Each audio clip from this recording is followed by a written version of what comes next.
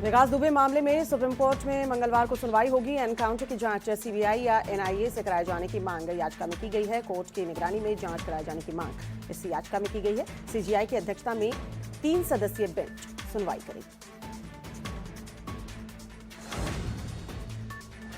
कानपुर में विकास दुबे एनकाउंटर मामले की जुडिशियल इंक्वायरी की मांग को लेकर इलाहाबाद हाईकोर्ट में भी याचिका दाखिल की गई है, जिसके बाद हाईकोर्ट ने 15 जुलाई को याचिका पर सुनवाई की तारीख तय की।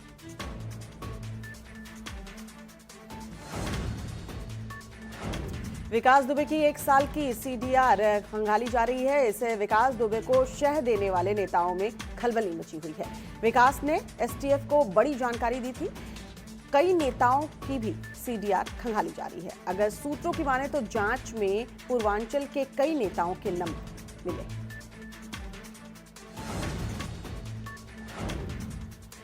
दो संदिग्ध आतंकी को एनआईए ने पुणे से गिरफ्तार किया है। एनआईए ने पुणे से 2 संदिग्धों को गिरफ्तार कर लिया है। एनआईए ने नबील एस खत्री को गिरफ्तार किया है। पेशे से जिम ट्रेनर बताया जा रहा है नबील।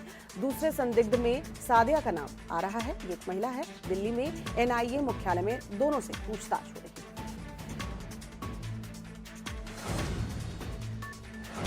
भारत चीन सीमा पर तनाव कम करने के लिए लद्दाख के चुशूल में मंगलवार को कोर कमांडर स्तर की 4थी बैठक आयोजित होगी। गलवान घाटी में पिछले दिनों में भारत और चीन के सैनिकों के बीच हुई हिंसक झड़प के बाद दोनों देशों के बीच तनाव कम करने के लिए लगातार बातचीत का सिलसिला चल रहा है। इससे पहले तीसरे दौर की बैठक 30 जून को लद्दाख के चुशूल में की गई।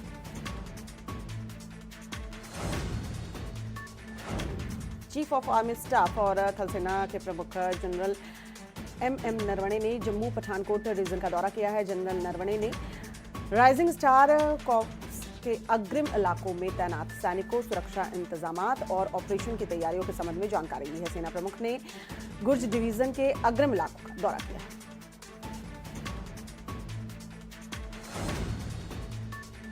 राजस्थान में सियासी उठापटक के बीच सीएम गहलोत ने कहा है कि सचिन पायलट से बातचीत जारी है। बीजेपी के मंसूबे को कामयाब नहीं होने देंगे। इतना ही नहीं, सीएम गहलोत ने मीडिया के सामने 109 विधायकों की परेड भी कराई।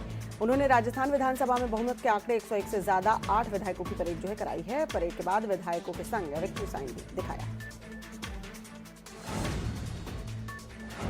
आदित्य सिंह की सदस्यता खत्म करने के मामले में कांग्रेस को बड़ा झटका लगा है। आदित्य सिंह और राकेश सिंह विधानसभा सदस्य बने रहेंगे। विधानसभा अध्यक्ष ने सबूतों के अभाव में दोनों की सदस्यता खत्म करने की याचिका खारिज कर दी है। कांग्रेस नेता आराधना मिश्रा ने याचिकाएं दायर की। अयोध्या में विवादित ढांचा गिराने के मामले में उत्तर प्रदेश के पूर्व मुख्यमंत्री कल्याण सिंह ने सोमवार को सीबीआई के विशेष अदालत में अपने बयान दर्ज करवाए। कल्याण सिंह ने कोर्ट में कहा कि केंद्र में कांग्रेस की सरकार थी, इसलिए निराधार आरोप लगाए गए और मुकदमा चलाया गया।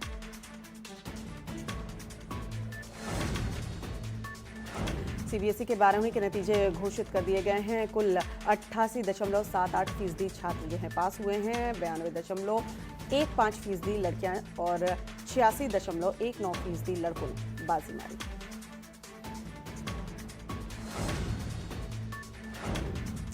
सीबीएसई के नतीजे आए, जिसमें उत्तराखंड के रामनगर की प्रियांशी मित्तल ने पूरे राज्य में दूसरा स्थान प्राप्त कर उत्तराखंड का नाम रोशन किया है। प्रियांशी भी कामयाबी का श्रेय अपने परिवार वालों के साथ शिक्षकों को दे रही है।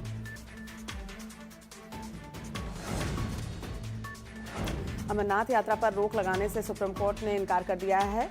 सुप्रीम कोर्ट ने कहा है कि अमरनाथ यात्रा पर फैसला लेना सरकार का काम है। सुप्रीम कोर्ट ने साफ शब्दों में कहा है कि जम्मू कश्मीर अब केंद्र शासित प्रदेश बन चुका है। जम्मू कश्मीर में भी केंद्र सरकार की गाइडलाइंस लागू होंगी।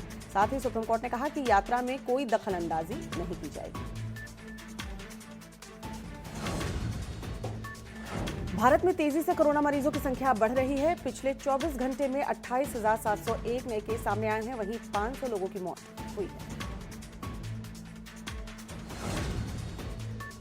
कोरोना को लेकर सीएम योगी ने टेस्टिंग क्षमता बढ़ाकर 50,000 करने का निर्देश दिया है।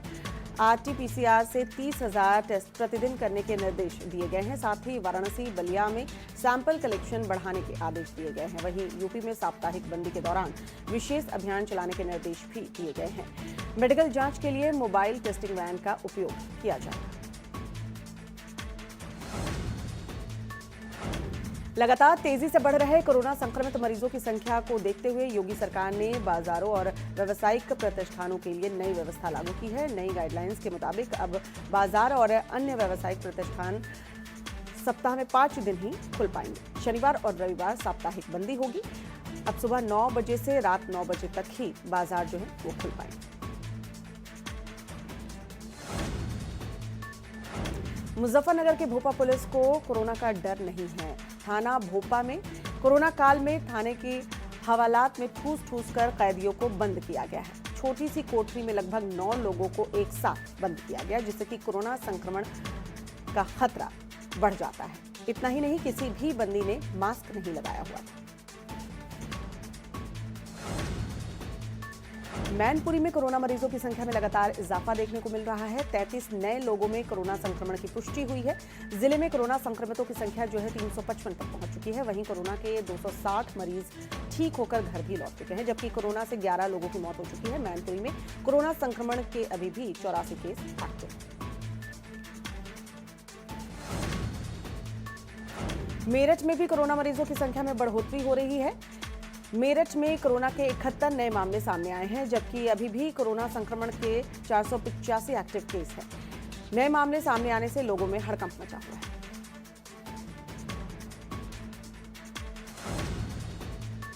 काशीपुर में कोरोना का कहर जारी है। काशीपुर में कोरोना के 34 नए मरीज मिले हैं। 9 कंटेनमेंट जोन में रैपिड टेस्ट में मरीज मिले हैं। 1070 लोगों का टेस्ट जो है वो किया गया। पॉजिटिव मरीजों में पार्षद निगम के कर्मचारी भी शामिल रहे। सभी मरीज कोविड केयर सेंटर भेजे।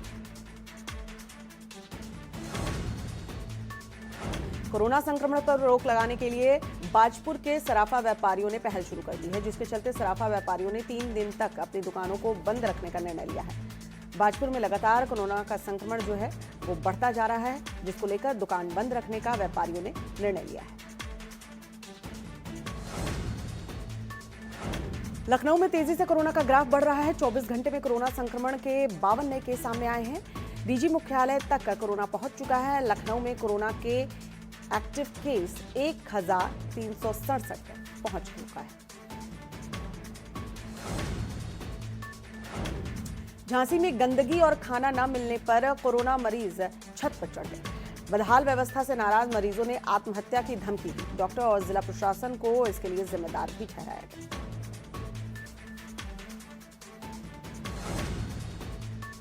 बांदा में कानपुर से आई बारात में एक युवक कोरोना पॉजिटिव पाया गया।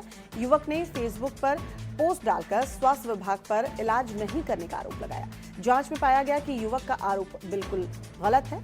बाद में स्वास्थ्य विभाग की टीम ने उसे हॉस्पिटल में आइसोलेट किया। मुरादाबाद में एपीसी टेक्नोलॉजी की तरफ से कोरोना ओवन और सैनिटाइज डिवाइस लॉन्च करके लोगों को थोड़ी राहत देने का काम किया जा रहा है। ये ओवन बाजार से लाई गई खाने के सामान से लेकर छोटी हर चीज को 2 मिनट में संक्रमण मुक्त कर देता है।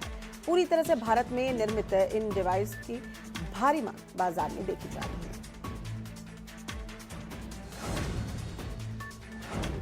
कुशीनगर में कोरोना के 43 नए केस सामने आए हैं। जिले में कोरोना मरीजों की संख्या जो है 296 पहुंच चुकी है। वहीं कोरोना से 7 लोगों की मौत हो चुकी है। कुशीनगर में कोरोना के 156 एक्टिव केस फिलहाल हैं।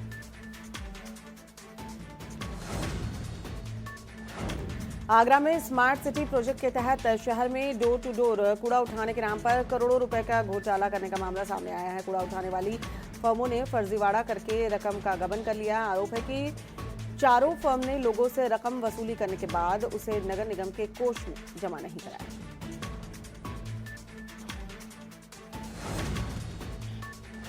कन्नौज में महिलाएं मास्क और हैंड ग्लव्स बनाकर आमदनी को अपना जरिया बनाने लगी हैं। कौशल विकास केंद्र में प्रशिक्षण लेने के बाद महिलाएं 3 लेयर मास्क, हैंड ग्लव्स बनाकर जरूरतमंदों को निःशुल्क बांट रही हैं। साथ ही अन्य व्यापारिक संस्थानों में भेजकर कमाई भी कर रही हैं। महिलाओं के इस काम के लिए हर कोई तारीफ कर रहा है।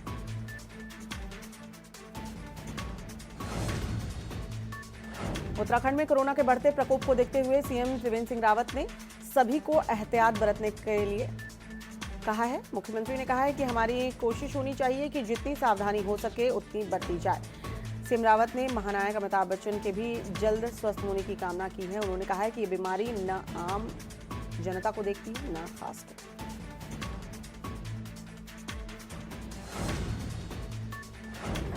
उत्तराखंड में बीजेपी मुख्यालय में आयोजित हुए एक कार्यक्रम में सोशल डिस्टेंसिंग की धज्जियां उड़ती नजर आई। कांग्रेस नेताओं को बीजेपी पर पलटवार करने का मौका मिल गया। पूर्व सीएम हरीश रावत ने सवाल खड़े करते हुए कहा कि हमें जो उपदेश दिया जा रहा है, उनके कार्यालय में जिस तरह से नियमों को कुचला गया वो सबके सामने है। साथ ही कहा कि हम बैलगाड़ी में बैठकर कुछ कदम क्या गए, हमारे पर मुकदमा दर्ज कर दिया।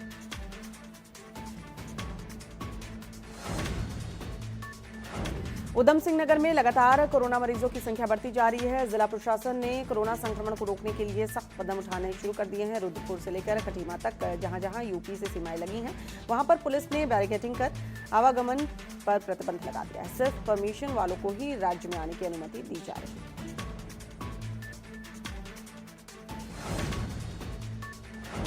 दिल्ली में बीच सड़क पर एक शख्स की हत्या कर दी गई। चाकू से शख्स पर 40 बार वार किया गया। 4 हत्यारों ने इस घटना को अंजाम दिया। दिल्ली के रघुवीर नगर की यह घटना बताई जा रही है। मेरठ में नशे में धुत कार सवार युवक ने कार से 4 लोगों को टक्कर मार दी। तेज रफ्तार और नशे में धुत युवक ने राहगीरों को टक्कर मारी। राहगीरों को घायल करके युवक जो है वो भाग रहा था। लोगों ने उसे पकड़ लिया और युवक को कार सहित पुलिस के हवाले किया गया। नोएडा में कांग्रेस ने बढ़ते डीजल पेट्रोल के दाम को लेकर केंद्र सरकार के खिलाफ प्रदर्शन किया है। साथ ही जमकर नारेबाजी की है। कांग्रेस कार्यकर्ताओं ने मोटरसाइकिल और सिलेंडर को फांसी के फंदे पर लटकाकर अपना विरोध जताया है।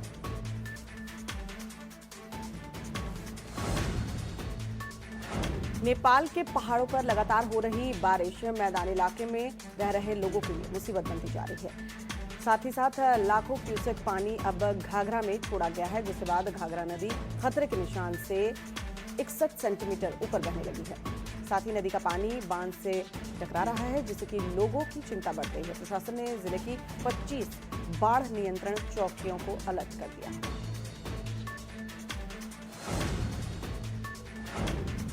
फिरोजाबाद में 10,000 के इनामी गैंगस्टर संजीव गुप्ता को पुलिस ने गिरफ्तार कर लिया है। नोएडा गैंगस्टर संजीव गुप्ता ने खुद के अपहरण की साजिश रची थी। उसने 100 करोड़ की फिरौती मांगी थी, जिसे नगला सिंधी पुलिस ने नोएडा से गिरफ्तार किया।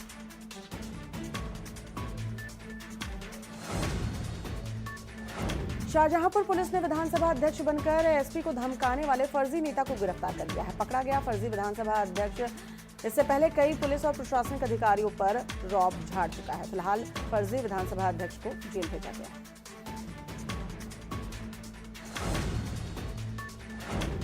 बुलंदशहर में चेन स्नैचिंग की वारदातों को अंजाम देने वाले गिरोह के 4 सदस्य को पुलिस ने गिरफ्तार किया है। बुलंदशहर स्वाट टीम ने और देहात कोतवाली पुलिस की संयुक्त कार्रवाई में 4 बदमाशों को गिरफ्तार किया गया। ये बदमाश हथियार के बल पर महिलाओं से चेन स्नैचिंग करते थे। पकड़े गए गिरोह के सदस्यों पर दिल्ली में 2 दर्जन से अधिक मामले दर्ज बताए जा रहे हैं। 10 जुलाई को बुलंदशहर में एसओजी टीम हिस्ट्री शीटर को पकड़ने के लिए गई थी। तभी लोगों ने एसओजी की टीम पर हमला कर दिया था। पथराव का सीसीटीवी फुटेज जो है वायरल हो रहा है। एसओजी के जवान ने किसी तरह से अपनी जान बचाई।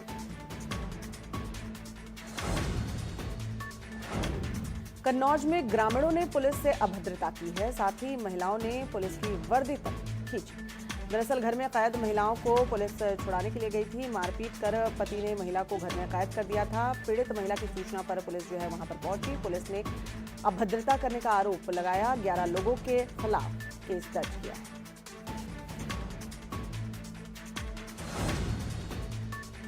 मुजफ्फरनगर में 2 गांवों के बीच खूनी संघर्ष हो गया। दरअसल ये लड़ाई लड़की से छेड़खानी के आरोप में हुई। 2 समुदायों का मामला होने से दोनों गांवों के बीच तनाव की स्थिति उत्पन्न हो गई। मौके पर भारी पुलिस बल तैनात किया गया।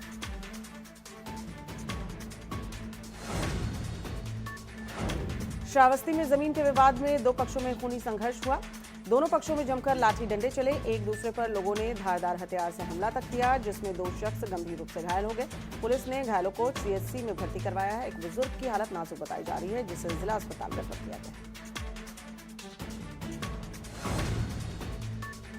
कन्नौज में एक तेज रफ्तार गाड़ी ने सड़क के किनारे पैदल जा रहे 14 साल के लड़के को रौंद दिया है। हादसे में बच्चे की मौके पर ही मौत हो गई। हालांकि स्थानीय लोग लड़के को इलाज के लिए अस्पताल ले गए, लेकिन डॉक्टरों ने वहां पर लड़के को मृत घोषित कर दिया। वहीं लड़के की मौत के बाद परिवार में कोहराम मचा हुआ है।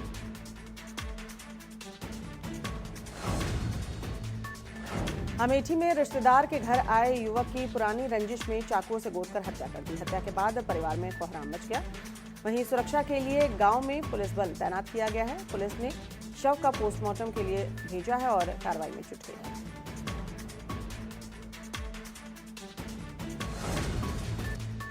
नैनीताल में नवविवाहिता ने कीटनाशक पदार्थ खाकर आत्महत्या कर ली। कीटनाशक पदार्थ खाने के बाद महिला को परिजन आनंद फानंद में अस्पताल लेकर गए, जहां डॉक्टरों ने महिला को मृत घोषित कर दिया। घटना के बाद पुलिस को सूचना दी गई।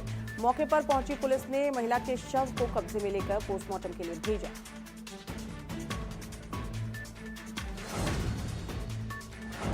गाजियाबाद में आर्टिफिशियल ज्वेलरी और कपड़ों के शोरूम में भीषण आग लग गई। आग लगने के बाद फायर ब्रिगेड की गाड़ियां मौके पर पहुंची और आग बुझाया। शॉर्ट सर्किट की वजह से आग लगने की आशंका जताई जा रही है।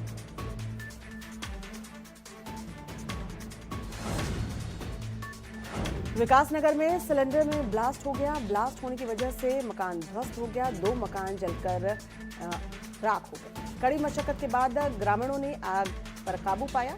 पीड़ित परिवार ने बताया कि आग लगने की वजह से लाखों का नुकसान हुआ है। वहीं आग बुझाने के दौरान एक व्यक्ति झुलस गया।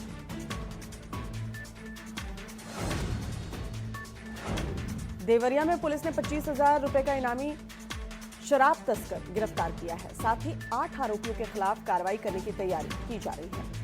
मुखबिर की सूचना पर आरोपी को गिरफ्तार किया गया है। आरोपी पर अलग अलग धाराओं में कई केस दर्ज हैं। पुलिस कई दिन से आरोपी की तलाश में जुटी हुई है।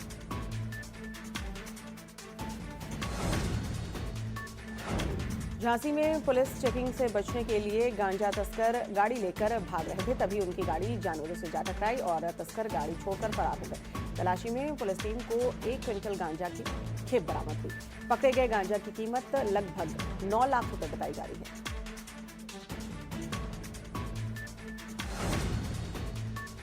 गोंडा में टिड्डी दल ने दस्तक दिया है। टिड्डियों की दस्तक से किसानों में दहशत का माहौल बना हुआ है। लाखों की संख्या में टिड्डियां जो है यहाँ नजर आई।